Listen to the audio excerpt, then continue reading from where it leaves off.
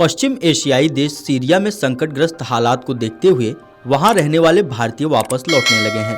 विदेश मंत्रालय ने बताया कि 75 नागरिकों को सुरक्षित लेबनान पहुंचाया गया है। वहां से इन लोगों को जल्द भारत लाने का इंतजाम किया जाएगा। सीरिया से निकाले गए लोगों में जम्मू कश्मीर के 44 जायरीन भी शामिल हैं। आपको बता दें कि जम्मू और कश्मीर के 44 जायरीन सीरिया के सईदा जैनब में फंसे हुए थे। सभी भारतीय नागरिक सुरक्षित रूप से लेबनान पहुंच गए हैं और उपलब्ध कमर्शियल उड़ानों से भारत लौटेंगे। सीरिया में सुरक्षा स्थिति के आकलन और भारतीय नागरिकों के अनुरोधों के बाद निकासी के इस ऑपरेशन का फैसला लिया गया। भारत सरकार ने सीरिया में रह रहे भारतीय नागरिकों को एक बार फिर सलाह दी है कि वे दमिश्क में मौजूद भारतीय दूतावास के संपर्क में रहें। आपको बता दें कि सीरिया में विरोध बढ़ने के बाद राष्ट्रपति बशर अल असद को देश छोड़कर भागने पर मजबूर होना पड़ा। अपदस्थ राष्ट्रपति असद को रूस ने राजनीतिक शरण दी है। इससे पहले सीरिया के राष्ट्रपति बशर अल असद के रूस भागने और देश पर विद्रोहियों का कब्जा होने के बाद राजधानी दमिश्क की सड़कों पर जबरदस्त जश्न मनाया गया। विद्रोहियों ने असद के शासन में कैद किए गए कई कैदियों को भी सोमवार तड़के काल कोठरियों से मुक्त कराया। असद परिवार के करीब 50 वर्षीय शासन को सिर्फ 10 दिन में विद्रोहियों ने हमला बोलकर खत्म कर दिया और अब राजनीतिक कैदियों को आज़ाद कराने के लिए जेलों व सुरक्षा सुविधाओं को तोड़फोड़ की गई। सीरिया बीते 13 वर्षों से गृह युद्ध में फंसा हुआ था और अब बशर सरकार के पतन के बाद इसका गृह युद्ध समाप्त होने की बजाय और बढ़ने की आशंका है। सीरिया में हुए इस सत्ता परिवर्तन का इसराइल पर भी गहरा असर होगा। इसराइल की सरकार भी इस खतरे से वाकिफ है।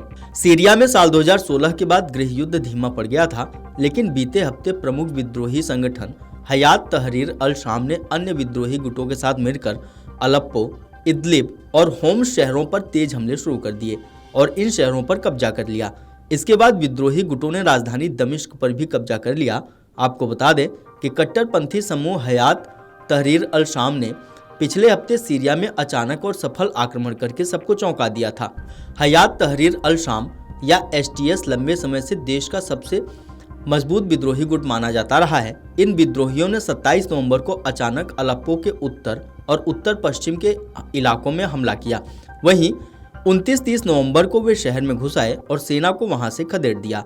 एसटीएस के हजारों लड़ाकों ने अलेप्पो के बाद कई अन्य प्रमुख शहरों पर कब्जा कर लिया। इस तरह सिर्फ 12 दिन में बीते 13 साल से चल रही लड़ाई का अंत हो गया। साल 2011 में असद सरकार के खिलाफ अरब स्प्रिंग विद्रोह से शुरू हुए इस गृह युद्ध में करीब 5 लाख लोगों की मौत हो चुकी है।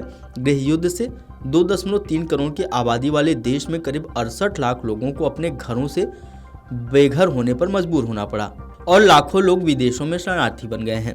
सीरिया सरकार को रूस के साथ ही ईरान और हिजबुल्लाह का भी समर्थन था, जिसकी वजह से बशर सरकार का सीरिया पर मजबूत कब्जा था। लेकिन अब इसराइल के साथ लड़ाई में हिजबुल्लाह को बड़ा झटका लगा।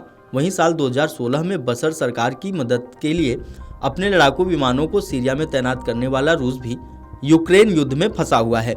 ईरान भी इसराइल के साथ तनाव में उलझा हुआ है, जिससे बशर सरकार कमजोर हुई। इस मौके का फायदा उठाकर विद्रोहियों ने सीरिया में हमले तेज कर दिए। बशर अल असद ने बीते दिनों अमेरिका और अन्य पश्चिमी देशों पर विद्रोहियों को समर्थन देने का आरोप लगाया था।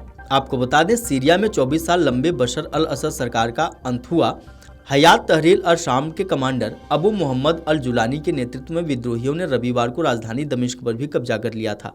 राष्ट्रपति बशर देश छोड़कर भाग गए।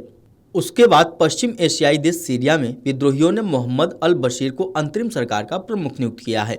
Video desk अमरुजाला.com।